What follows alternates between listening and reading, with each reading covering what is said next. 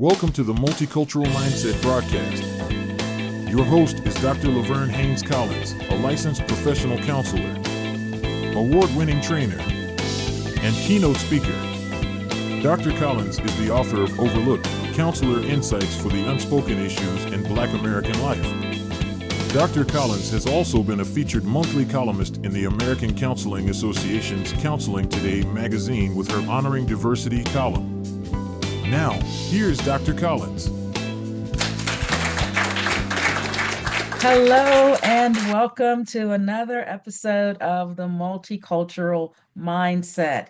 I believe in providing mental health and educational and behavioral health services to Black, Indigenous, and people of color in ways that are relevant, culturally relevant, and in ways that represent cultural humility. Not so much with the cultural competence, because we're not trying to learn about people. We are trying to engage and connect and see people in all their glory for who they are, their history. And that's what the multicultural mindset is all about. And today I am so pleased to be able to talk with a distinguished scholar, researcher on issues related to men, paternal mental health, and fatherhood.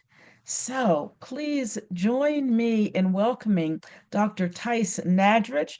Dr. Nadrich is a counselor educator. He is a professional counselor, a supervisor, a consultant. He is the coordinator of clinical training at Balance Mental Health Counseling in Huntington, New York. And his research interests specifically include racially ambiguous and multiracial mental health and parental mental health, with a very strong concentration on paternal mental health, men, and fatherhood specifically. He is published in multiple peer-reviewed journals and book chapters on mental health and counselor education, and has obviously facilitated many presentations because of that knowledge at conferences all over the world. So Dr. Nadrich, thank you so much for being with me this morning and for being willing to share from the wealth of knowledge that you have on these topics of men's health, father's mental health, and the considerations that providers often overlook or don't think about. Things that perhaps men don't even think about and overlook. So let me just first say welcome to the multicultural mindset. I'm happy to be here. You make me sound busy. So I don't know. I don't like that. Well, I'm glad to have you. I just want to talk for during our time today about this issue of Black men's mental health, fatherhood issues, challenges. How did you become interested in this topic? No, I appreciate that question.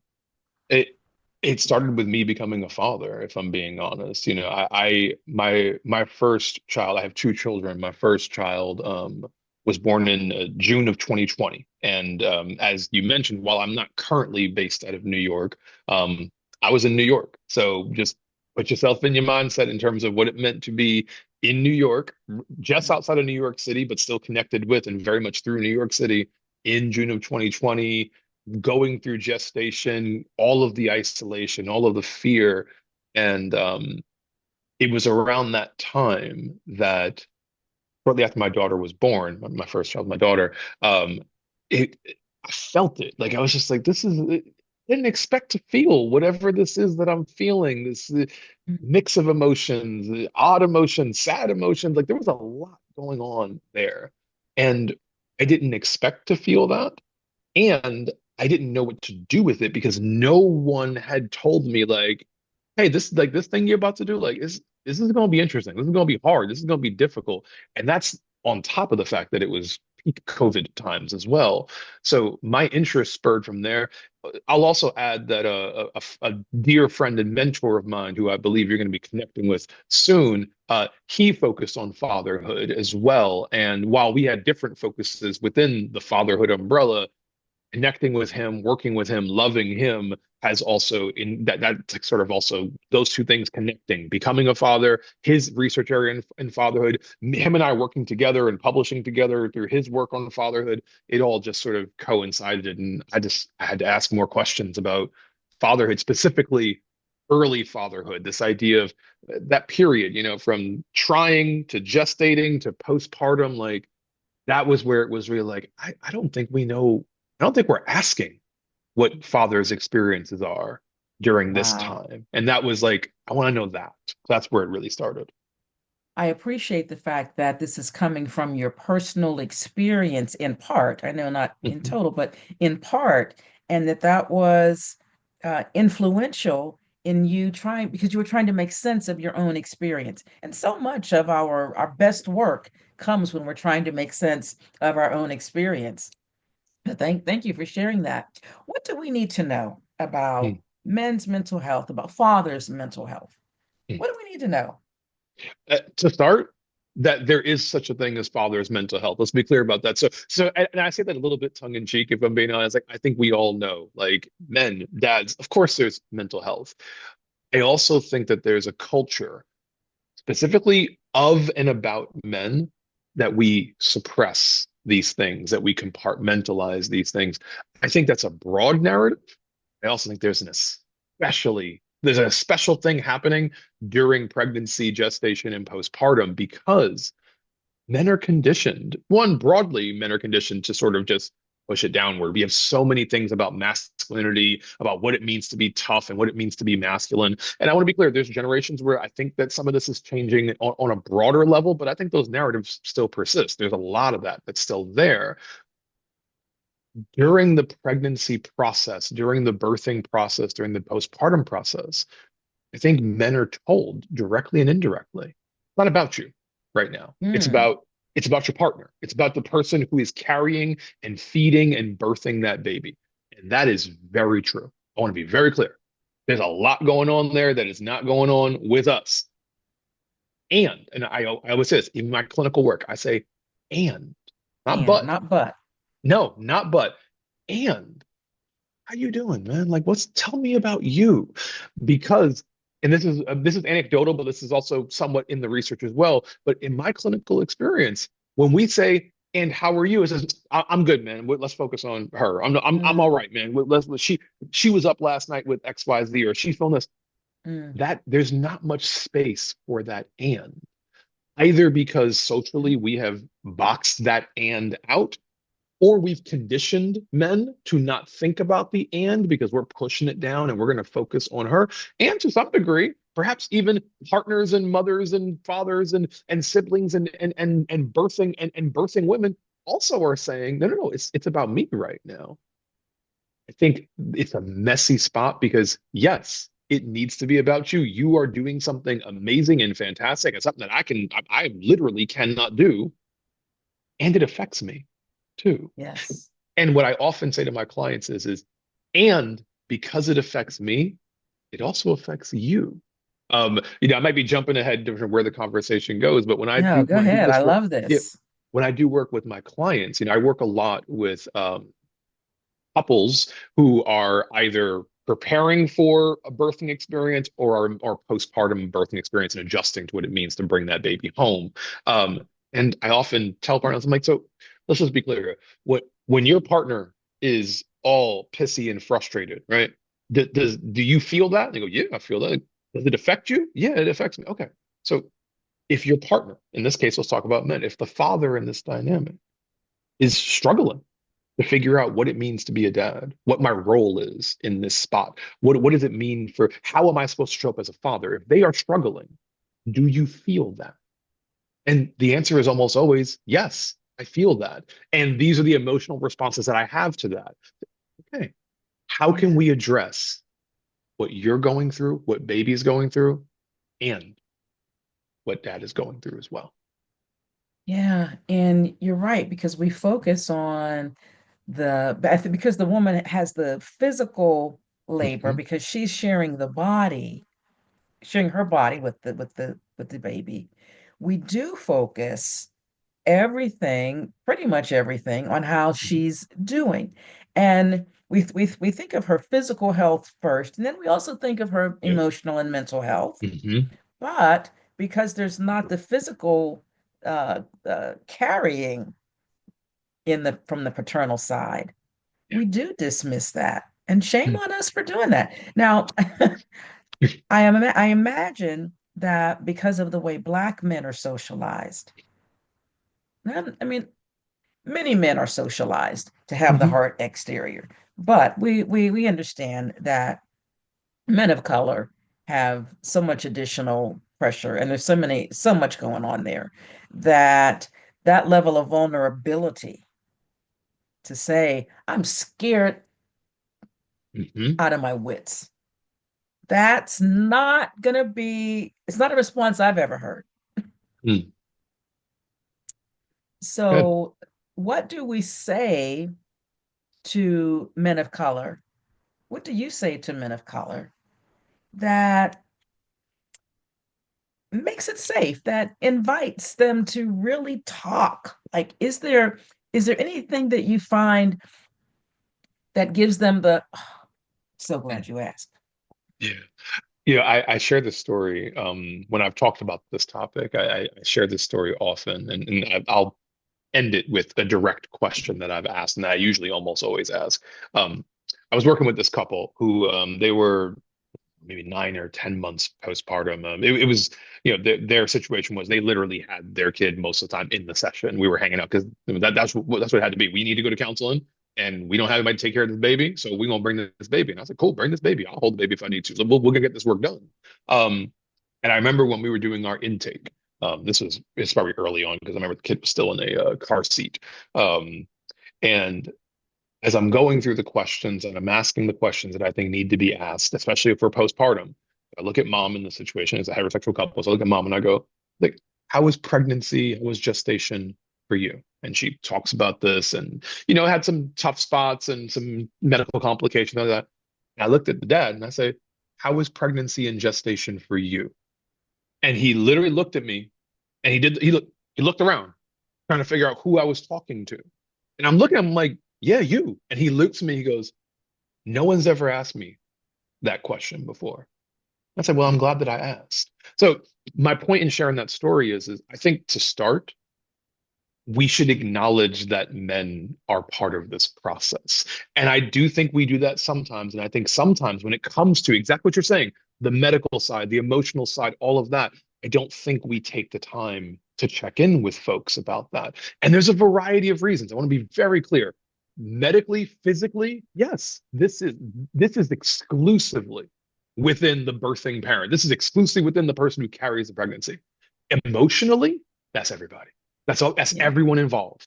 That's not just mom and dad. That's grandparents. That's everyone who is involved. There is an emotional process happening, and I don't Yes. think we acknowledge that. And I'm a firm believer. I want to be very clear. I don't believe in taking anything away from mothers in this moment. I genuinely believe we have enough that we can ask both people. We can talk to both people. I think we have enough resources to do that. I'm not convinced we've always had the will to do that. I don't think the Mm-hmm. culture was there to do that. And that's not me Mm-hmm. pointing the finger at anybody. I think the culture, how we perceived masculinity and pregnancy, that just wasn't Mm-hmm. where we were. I Mm-hmm. think we can do better now. So going back to your initial question is I would just start by asking the questions that are relevant to both parents to ask them to both parents. And in my intakes, when I meet with couples, I say, how was trying for both of you? How was the trying process? And I go for you and for you, because you might find, and this is something that I hear a lot. It's also in my research, but it's clinically as well. The trying process is an interesting time for some men, Mm-hmm. Mm-hmm. especially if it doesn't go as immediately and smoothly as some of us think it does. But in Mm-hmm. actuality, statistically, it almost never does. Yeah, People, true. yeah, people don't realize the dominant narrative about getting pregnant is much easier and cleaner than the actual statistical narratives of getting Mm. pregnant. A lot of people believe, and I think the social narrative is the moment you start having unprotected sex, you're gonna get pregnant. And for most people, that is absolutely not the case. Um, what I tell clients that you should be trying for about a year before you even think about okay, is there something else going on here in terms of infertility or things? That baffles people that Mm-hmm. no, a year is actually like 6 months to a year is normal. It's normal. Mm-hmm. So asking fathers the same questions. How is trying for you? How is the process for you? How is pregnancy and gestation for you? How is birthing for you? How is postpartum? How has it been having a newborn, a toddler? Yeah. How is it for you? Yeah. These are the types Yeah. of questions we ask mothers all the time. And I'm not Yeah. saying we should not ask them. We absolutely should ask them. Yes. We should also No, I ask hear you. fathers Yeah, I who hear are you. Not just as taking anything away from the the mother's role, experience, changes, adjustments, physical, Mhm. but like you said, both people, everyone in the family is affected, is impacted. We don't often think about that. So, what are some important considerations about the fatherhood journey? Yeah. So I'll start with stats in general, and this is a little bit of a dated stat. I actually didn't pull the date when I was pulling up. I think it's 2021 or something like that. But the Okay. best report we have is somewhere between 8 and 10% of fathers report some form of mental health difficulties around the fatherhood transition period, which is that part where we're Mm, becoming a father. My hunch here is that's an underreporting. Because mm, of this, that's just my hunch. I'm not taking it to the mm-hmm, bank, but my mm-hmm, hunch is that's an underreport because like we know with certain situations that societal pressure to report a certain way can influence things. And my hunch here is that men are societally pressured to underreport feelings of sadness or anxiety or frustration. I'll say certain emotions are probably much easier or are much more socially acceptable to report. But in terms of considerations, right, we have to start by recognizing that some fathers do experience some difficulty in terms of that fatherhood transition. And when we think about those difficulties, we want to think about the emotional experience. And sometimes that includes the repression or suppression of emotions. We want to think mm, about that literal family reorganization and transition. Things mm, are changing significantly, usually. And mm-hmm, as we go through those first couple of months into that, 9, 10 month window of gestation, the mm-hmm, physical changes might be negligible for the father in this dynamic. They're significant for the mm-hmm, mother around that time, mm-hmm, but they might be negligible for the father. And the moment that birth happens, now the physical changes in the environment, in the home, in operations, and in daily living, those are changing. So how do we talk about family reorganization and family transition? How do we talk about mm, father identity development? And that's a big one because we carry scripts and narratives about who we're supposed to be and how we are supposed to be. And sometimes there's those things about, and I usually do this in with my clients, certainly as they get a little bit deeper into their parenthood journey, is my hunch is that they're carrying narratives about usually who they were going to be and who they're not going to be. And it's usually is, well, I'm not going to be like my mom or dad. I'm never going to do this thing right here. And then a couple of years in, you'd be like, I sound just like them. Good Lord. There's an identity development process that's happening that is informed by what we're bringing in, our pre-existing scripts, what we believe fatherhood is supposed to be, what we've learned fatherhood's supposed to be, what we're seeing fatherhood is as we get older and meet other fathers. There's so much that goes into this. And then there's the reality, what it means to be a father. And sometimes those things are in conflict. Sometimes those don't things do not line up. And again, we know this about mothers. We have open conversations with this about mothers. The fatherhood process is similar but unique. So, how do we have these conversations about identity development? Within that, related to that, is how do we have conversations about social expectations and this in the way that society, fatherhood, and ideas about masculinity intersect? mm, Because sometimes being a father, certainly being the father the way that some fathers want to be, requires tasks and labors that are sometimes a bit in conflict with traditional ideas about masculinity. Now, in mm-hmm, some ways, and I want to be clear, I'm not one who pathologizes masculinity broadly. I think that there are aspects of all of our identities and social norms and roles that can likely be beneficial and likely be harmful, depending on what their relationship is with masculinity. what their circles and their immediate circles, their families, their society, their community, and how they perceive masculinity and how the person perceives masculinity and how that intersects with what it means to be a father. All of those things intersect. I'll share a brief personal story.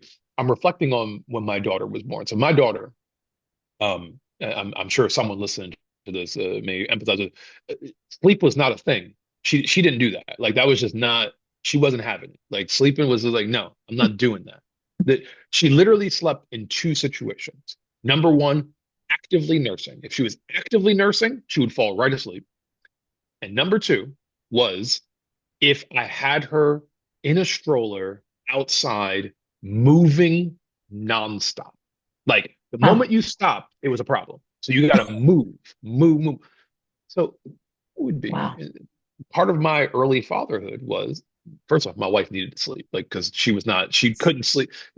Actively nursing, sleeping, she never actually slept that way because she was so scared that she was going to roll over and hurt her or something like that, which is a reasonable fear. So we would have this system where we'd be nursing, nursing, nursing, and as soon as she had to fall asleep, grab this baby, throw her in the stroller, and just out the door immediately. Oh my goodness. Wow. And what that meant for me, though, was I would be walking around my neighborhood, pushing a stroller for maybe 2 hours if we were really lucky, because that's the hope. She was very young, but Yeah. I'm trying to get her to sleep for a couple hours. and let my wife sleep for a couple hours because she's not sleeping. So it's both of them, right? It's both. Let's let everybody get some restful sleep. The my Some people that I grew up with was like, oh, so you're just walking around for like 2 hours and da da da da. Like you can just leave her there. And I'm just like, but that societal response of Mm, because the underlying why are you question doing is that? exactly. That's the underlying question is why are you doing that? Are you supposed to be doing that? Is that what a Mm, man is it's supposed to be supposed to do. doing? And that type of stuff, those type of pressures are real. Yeah. And the last sort of thing I'll put in there in terms of considerations and things is help seeking behaviors and the deprioritization of one's own needs at Mm, times. Because in my experience and in research, that oftentimes men are inclined to deprioritize their own needs because the physical labor is not theirs. Gestation is not their labor. Birthing is not their labor. If the mother in this case is literally able to nurse, nursing or chooses to nurse, nursing is not their labor. So it's not about me. I'm not the one who needs things right now. mhm, She's going through it, right? And there's mhm. that deprioritization of needs, whether I have something or not, and that affects help-seeking behaviors. Because if I deprioritize my needs, I'm not going to seek help. I'm not going to ask for help. I'm not going to reach out to anyone and say, "Hey, I'm struggling here. I'm having a hard time," because it's not about me. It's about her and it's about the baby. And it also affects emotional availability and emotional sensitivity to what the mom Yes. does need, but Mhm. the emotional vulnerability where you're suppressing where you're really at and what your needs are. So if you're not taking care of your needs, how fully available will you be to respond to the person who you have determined to be the center of attention here, which is Yeah. mom and baby? And that's how and why most of the couples that I work with land hanging out with me, which is we feel distant, we feel disconnected, even though we are doing this thing successfully, effectively, that this baby is alive and thriving and fed and we're good. There's something missing here. We are not connected. And I want to be clear, I'm not putting that entirely on the fathers and saying it's all their suppression of, it's not that. It's a dynamic. But has the environment to for him to feel comfortable and say, I'm having a real hard time with this. Does that environment exist? And that's an intentional act to foster that environment from both sides. Yes, it requires fathers in this situation to have the sense of the awareness and the insight to be able to say to themselves, all right, I'm not feeling right, and I try to say something, but it also requires a sense of comfort and safety within the Yes, relationship to say, I yes. can say this and I won't be called the pejorative or questioned about what I'm supposed to be doing or told it's not about me, it's not about you, it's about me because I'm the postpartum. That safety has to be there. So it's a dynamic. It's always a dynamic. And that's why I ground all of my work all of my writings about fatherhood, I always ground it in and, because And both of these things, all yeah, of these things are probably true. yes, yes. Expectations Mhm. versus experience. Yes. When I talk about anger, Mm. oftentimes anger is really about an expectation that was far different from the experience. Hmm. I'm thinking that that concept really applies here, and that when you're talking to fathers or fathers to be, it might be important to really talk about the expectation they have so that if that expectation is, well, just a little unrealistic, Yeah. they have the chance to consider what the reality might be. Or on the other end, if the reality is different than the expectation, go back and talk about what were your expectations. Yeah. Listen, we're on, I agree with you 100%. We're on the same page here because as I'm even thinking about what do we do, right? This Mhm. is something that's true in the research, in the study that I'm currently conducting about fathers. There's something that's coming up a bit in the research. And if I'm being candid, this is true in my own personal experiences of fatherhood. Certainly with my first child, I came with better expectations from a second. But I hear it in the research that I'm conducting, and I also hear it with my clients that it's not uncommon for fathers to recognize, okay, we're gestating right now. This is not my time to shine. But the moment that baby comes out, it's game time. I'm on. Like I'm a scoop that baby up. And sometimes I'll say, especially if we're nursing, that baby don't want nothing to do with you for a little while. It's not about you, fam. Like that's not it. And that's not an assault on you. That is something different. You cannot It's a nurse like different that. process. There's a Yes. different process. And what does it mean when you were thinking, well, I just spent 8 to 10 months on the sidelines being helper, being supporter, thinking that once birth happened, I would step up. I could take the lead every now and again, but I'm actually still stuck in support role. Like Yeah. I'm actually still on the sidelines right now, and my job is still to support mom in this situation, Yeah. not Yeah. take the lead, not do the feedings and do everything. No, I'm still secondary. And people, dads, I think especially, and it's not, again, I'm not faulting anyone, but with that hope of connecting with that child as soon as that Mhm. child is born. I have spoken with fathers of 1 year olds, even 18-month-year-olds, 2 year olds, who were saying, my child still doesn't connect with me. They always want their mommy. I'm here too. And they feel a sense of rejection. And I have to say, well, there's a connection there that they have. And the important thing for you is be present in the ways that you can. I have to try to say, she's 1 or she's 6 months. She's not rejecting you. It's not, it's not rejection, but it really feels that way. And that really is, as we're Mhm. talking, I think that really is about the expectation that Yes. the baby would respond to the father in the same way that the baby responds to the mother. Well, kids don't respond to both parents the same at any time, whether they're Ever. 1 day old or whether they're 40 years old. They don't respond to Yes. both parents in the same way. They have different relationships.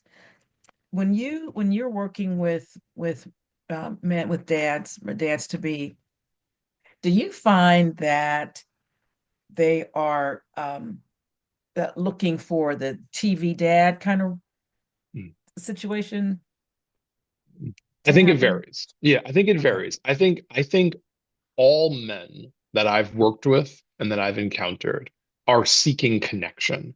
I think the degree in which they can verbalize or visualize what that connection looks like is sometimes varied. I think there's a feeling inside that they all want, though, is to feel wanted, relevant, part of the process, connected and intertwined. And that might look very different. Like, we all find satisfaction within our roles in very, very different ways. But I think the desire of feeling relevant and needed and wanted is fairly consistent. Now, is that sometimes I'm gonna go out there and make all this money so you can stay home and do everything that you want and need to do, and I'm providing that.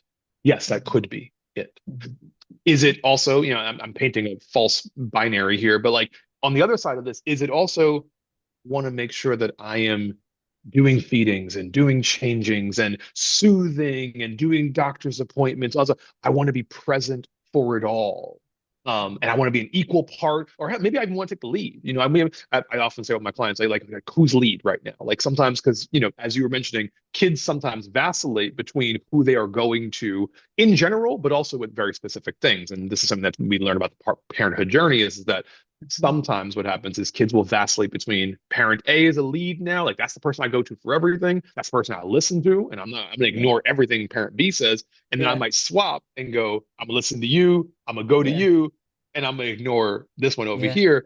And then what's really starts to manifest over time, usually, is kids start to go put their certain needs to this parent, certain needs to that parent as the default. It doesn't mean they can't go to both, but if they fall and get physically hurt, they might go to one person. If they have a complex cognitive question that they're working out, they might go to another person. Those roles start to emerge. And I often tell parents, that's kind of no different than adulthood if you think about it, because my hunch is that as a grown person, you probably take your problems or your issues to certain people and not others, because this one is always going to be the wrong kind of help. In fact, their helpfulness is if I ask them this question, whatever they say, that's probably what I'm not going to do. Not going to do. Yeah. It's like we do that as adults. We take our concerns and our needs in certain directions. So kids will usually do that as well. But regardless, we're going back to fathers. I think they're all seeking to feel connected and part of this unit. They just might be seeking it in different ways. And that's where the dynamic and the communication comes in, is what does it mean to be a relevant, contributing member of this family?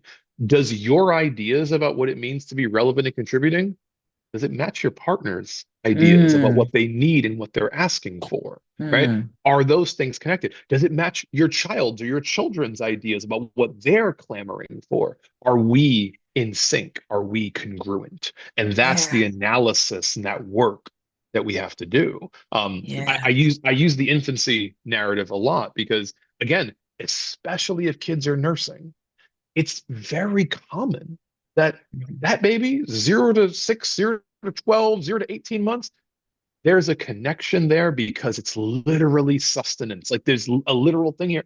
So if you believe that your role is supposed to be lead, I'm gonna do X, Y, Z, well, that's an incongruence there, because that might not be what the child wants, that might not be what the mother wants, and that might not be what either of them need.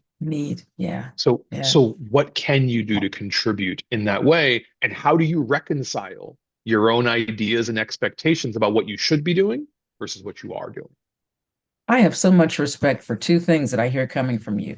I hear knowledge, what you know, but then I also hear wisdom. It cannot be, it's not learned in the same way. Knowledge is learned. And I agree with that. Intersection of Black and Black. But is there anything else you want to say about that? Yes, because it adds, and this is directly coming from research that I'm conducting right now. Everything that affects, we're talking Black men at this moment, about Black folks, Black men, all those things that are unique about what it means to be Black in this world, in this country, and that goes on. And that's the thing that we have to remember as clinicians. All those concerns about isms and masculinity, all that stuff, everything is still there on top of everything that we have been talking about now. And sometimes those intersect in very unique ways. I'm thinking about a father who shared a story with me where he was, this is in New York City. He's got his daughter must have been must have been younger than that because she was still in a stroller. So he's sharing this story. And I'll also provide context. Again, this idea of Blackness not going anywhere. He's a big Black man. Like my homie's like 6'2", and he's fit, and he's a brother. He's got locks. So that's my guy. He's walking through the city, pushing his daughter in the stroller, and a small dog comes off leash and bites him in the ankle. And in that moment, he's got multiple things going through his mind. And I share this story because specifically this talks about the intersection of blackness. Number one, what the hell just happened? Like something just hurt me, right? That's not good. Now he looks over and sees this tiny dog, I don't know what the breed was, and a white woman sort of chasing after the dog. He's thinking about his daughter. How do I make sure that she's safe in this moment? Is she safe? Okay, good. Now he's thinking about himself as well. Okay, what do I need to do to rectify this situation? There's a small dog biting me. It hurts. It's not the end of the world. Da, da, da. And then you've got this white woman who is Mm-hmm. engaging with him and starts minimizing the experience, where he's saying, you got to get your dog. And she's like, oh, it's fine. And here's the burden in this moment. He shared this. We talked about this for actually multiple weeks. As much as he wants to yell, shout, he can't. Because the idea of him yelling, big black man, yelling at a It's going small to, white woman with a tiny dog, the threat it's going, there. So that threat, that fear of lacking safety in that safety. moment, Mm-hmm. that's not just parenthood, that's black parenthood. So Mm-hmm. we have to think about that at all times. Folks have talked so many times about when your kids get older, talking about how do you engage with the police. That's black parenthood right Mm-hmm. there. So those narratives and everything that intersects with it are Mm-hmm. unique to black fathers and black parents. How do I Mm-hmm. teach my child what it means to have this skin and to navigate in this world? How do I keep them safe when I'm having emotional experiences? And I know that there's risk to having those emotional experiences. And maybe absent being a father in this moment, I would take that risk because it might be worth it. Mm-hmm. And I said, maybe in a different Mm-hmm. situation, he'd yell at that white woman, like, get your dog. Like, no, this is, Mm-hmm. but my kid is here. And I risk that. Mm-hmm. Um, that Mm-hmm. intersection doesn't go away. So anyone who knows anything about what it means to counsel folks of color, to counsel black folks, Mm-hmm. all those considerations, you have to Mm-hmm. intersect them and layer them on top of everything that we've talked about over these last couple of minutes about parenthood Mm-hmm. and fatherhood, because they do not go away. They are present, they are relevant, and they make unique situations that just would not exist if that Yeah. intersection didn't occur. There's for a first-time father, there's a new identity added in with all of the Yes. other identities that he holds. Yes. And I would I would say that with each child, because for a mom, with each child, Mhm. the identity of motherhood is still there, or fatherhood in case of men is still there. But now I'm the parent of one, the parent of two, the parent of Mhm. three. Life changes Yeah. with every addition to the family.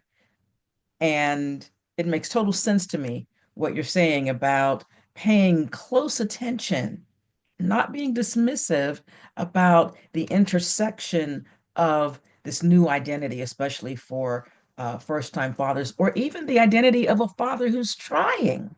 Yes. That's an identity. Yeah. It may not And we be a didn't talk public much about it. identity because Yeah. you don't say, hey, we're trying to make a baby over here. Yeah. But for Yeah. him, Oh yeah. an identity Mhm. in his relationship.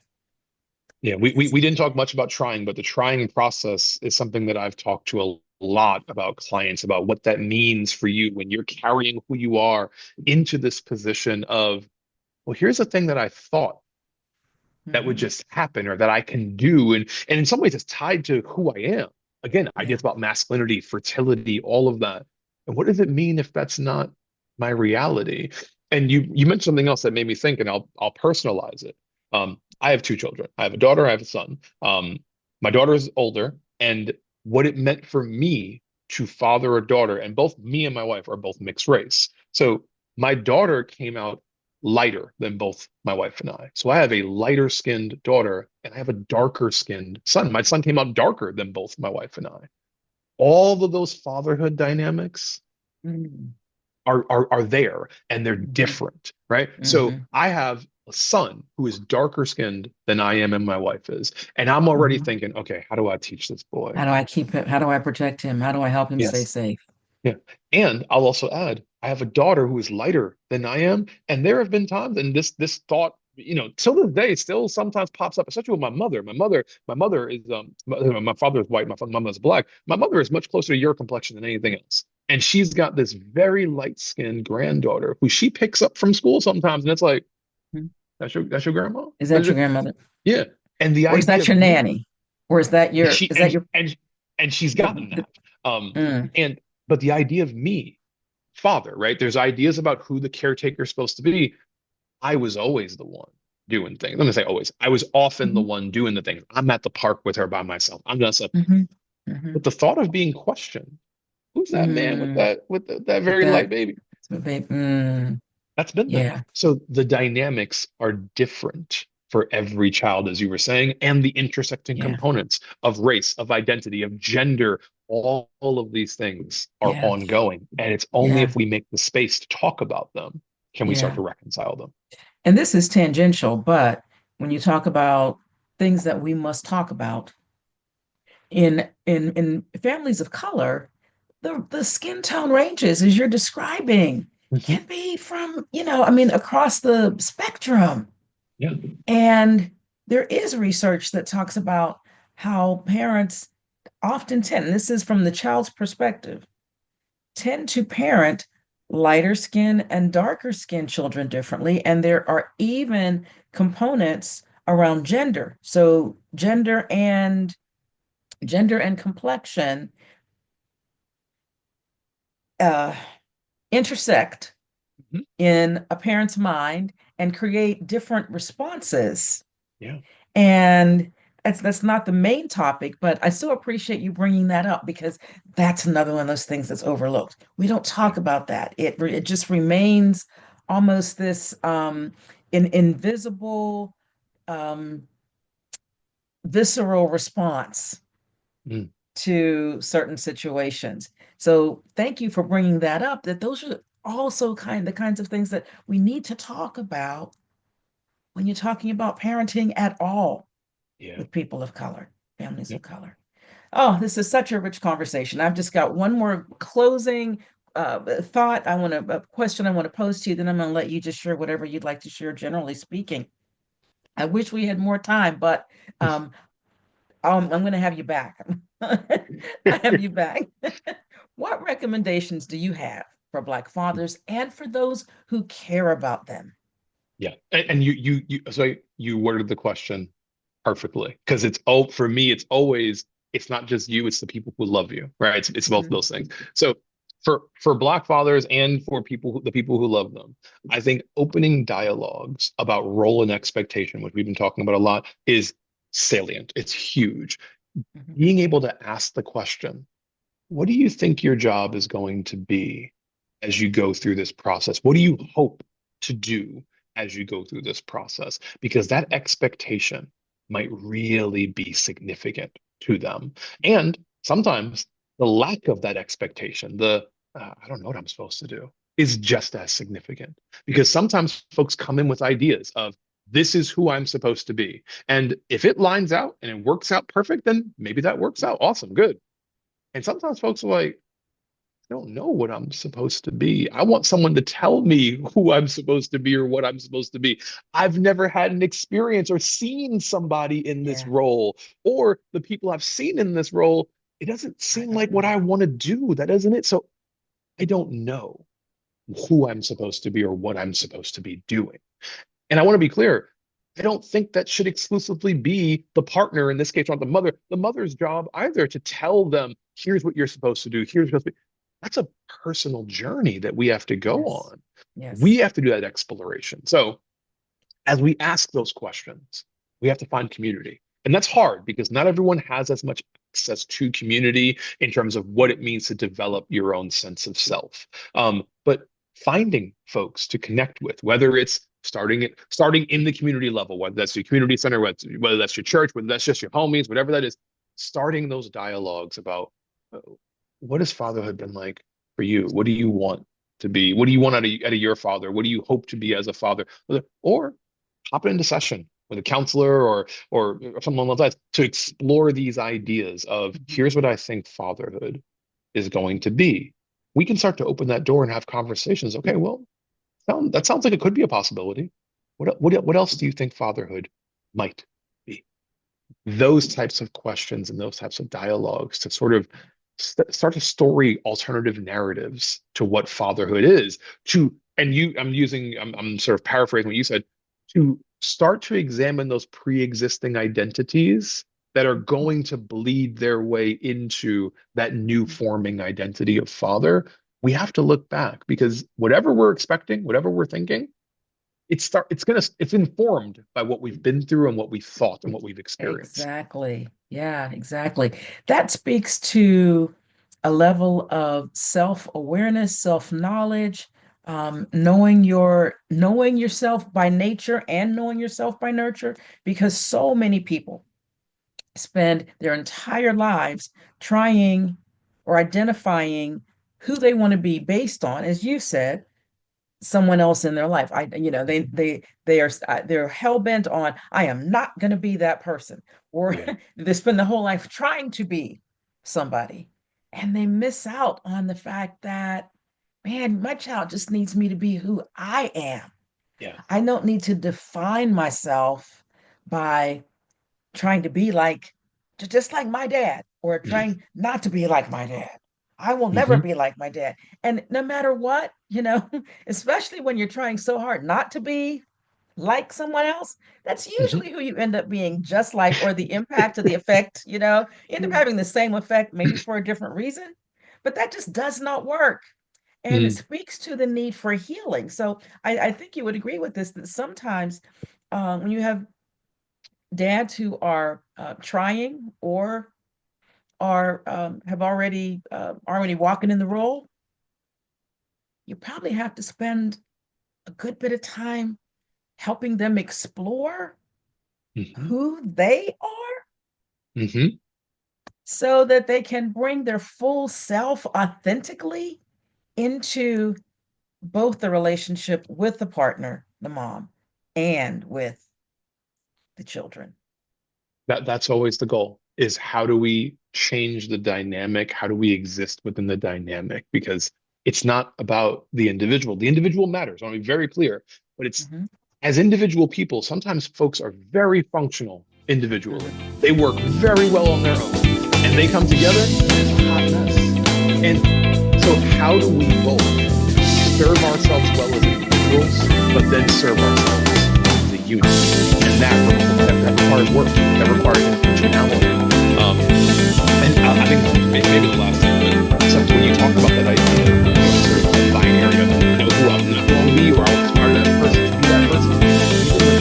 Sometimes it's asking ourselves, are there aspects of this thing that I've been trying to not be that are actually useful for me? Like maybe I'm gonna cut out 90% of that thing, but is there 10% there that actually like, okay, actually I've been experiencing this and that left a mark. And sometimes if we're just doing it fully, we're Yeah, avoiding something that we actually benefited from and learned from and yeah, gained from. But the idea of attributing that positive aspect to this negative identity, yeah. that's The all or sacrificing. nothing Yeah. kind of a cognitive distortion. There's nothing good, nothing's redeeming, Yeah. and there really is. Yeah, it's Sometimes, not, it's yeah, never all sometimes, or nothing. sometimes there is nothing Sometimes. redeeming, but sometimes there is. Dr. Nadrich, I thank you so much for, I know you're busy, for taking time to talk to me and to the Multicultural Mindset audience. The conversation has been enriching, enlightening. I'm going to make sure that on the last screen, I put information on how people can consult with you, perhaps. For sure. Okay, that would be great. And that they could connect with you on your social media platforms if they desire. Sure, yeah, yeah. I've got plenty of ways to be Okay. contacted. I'm not. My name is unique enough that if you Google me, you'll find me regardless pretty quickly. And this was fun. And somehow we've been talking this long, and my children haven't bust into this room. I'm surprised. I was kind of hoping they would. I wanted to meet them because they sound absolutely adorable. But maybe that will be next time. Maybe Thank you next time. so much. Any closing remarks you'd like to offer at all? No, I think at the core of it, it's, again, when we're talking about fatherhood, we're talking about often existing within a system. And for me, so much of it is trying to foster safety and authenticity within the system. There's a lot of individual work that goes into that, but there's also a lot of collaborative work in terms of Yeah, how do we show up as authentically as ourselves, recognizing that it's safe enough, never 100% safe. It's rarely 100% safe. Is it safe enough for me to share this? Is it safe enough for me to share, to show up in this way? So there's a lot of individual work that needs to be done to show up that way, but there's also often also a lot of dynamic work that needs to happen as well. powerful. You are truly a scholar in this on this topic and in this field, and certainly wish you well on the things that are to come. Dr. Tyce Nadrich, thank you again, and thank you to everyone who has joined in, who's watching, or maybe even watching a re-recording of this. Um, we are the multicultural mindset, and again, I encourage you just keep doing what you're doing with an open mind. A lot of what we were taught in graduate schools, a lot of what we were socialized to accept and to believe, just has to be challenged and scrutinized through a different lens when we're working with people of color. And certainly when we're talking about fatherhood and such issues as we've heard about today, the intersection of Black identity and fatherhood is something that must be taken into consideration when you are in clinical practice, or whether you're an educator, whether you're a pastor, whatever kind of leading or helping that you do. We have to take all these things into consideration. So, thank you again for joining us. Keep practicing with cultural humility, and I will see you next time. Thanks.